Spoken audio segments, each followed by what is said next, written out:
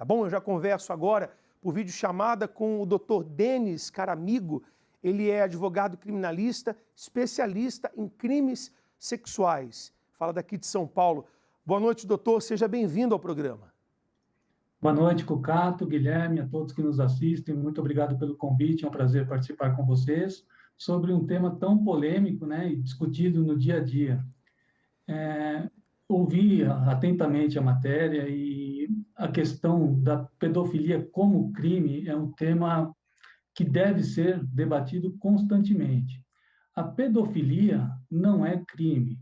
A pedofilia é uma doença classificada pela Organização Mundial da Saúde, inclusive com previsão na CID-10. E não é crime, obviamente, por ser uma doença e porque todo crime, né, para que ele exista, tem que ter uma previsão legal, o que até o momento não existe.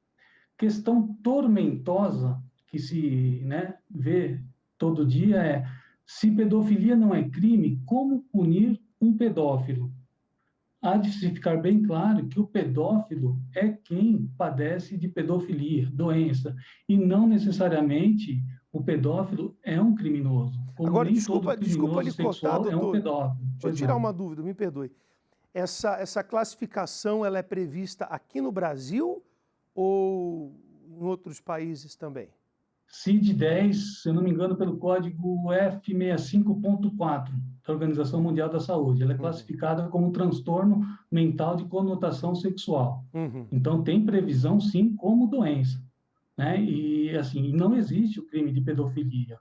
A pedofilia, ela se exterioriza como crime quando essa patologia, ela, exteriorizada, obviamente, se amolda a uma tipicidade do Código Penal ou principalmente do Estatuto da Criança e Adolescente, o ECA, né? Então, quando essa exteriorização se amolda a alguma tipicidade já existente, não temos o crime de pedofilia, mas sim o crime daquela tipicidade.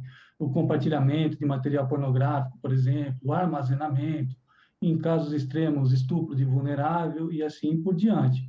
Então, quando se fala em crime de pedofilia, a terminologia não é a correta, porque a pedofilia é uma doença e não um crime. Então, um pedófilo, se ele comete ele externa, né, e acaba abusando de uma criança, criando traumas na criança, ele pode alegar doença, e isso pode servir como defesa para ele?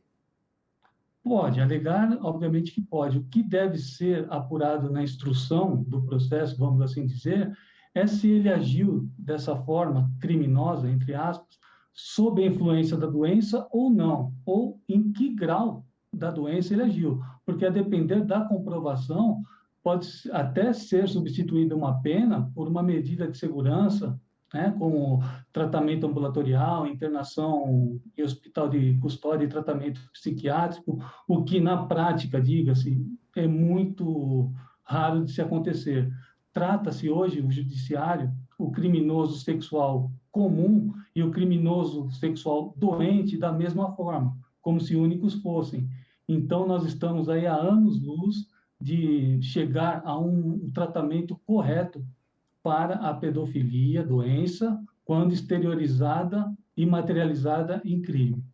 Entendi, doutor. Mas aí fica complicado porque, assim, a gente trata a doença do abusador, só que existem situações que saem do controle, como a gente tem mostrado na matéria. Como o senhor falou, estamos há anos-luz de resolver vários problemas, né?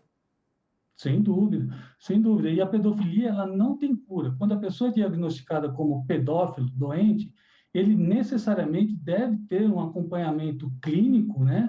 Tratamento com profissionais especializados em saúde mental, como também com medicação. Porque não vai adiantar colocar uma pessoa que cometeu um crime sexual na cadeia por 20, 30 anos, se não tiver um tratamento adequado. Porque quando ele sair do sistema, ele vai cometer o crime novamente por não ter tido um tratamento clínico adequado. Perfeito. Tá bom, doutor. Obrigado pela participação do senhor. O senhor é sempre bem-vindo aqui ao programa. Muito obrigado, eu que agradeço. Uma ótima noite. Para vocês.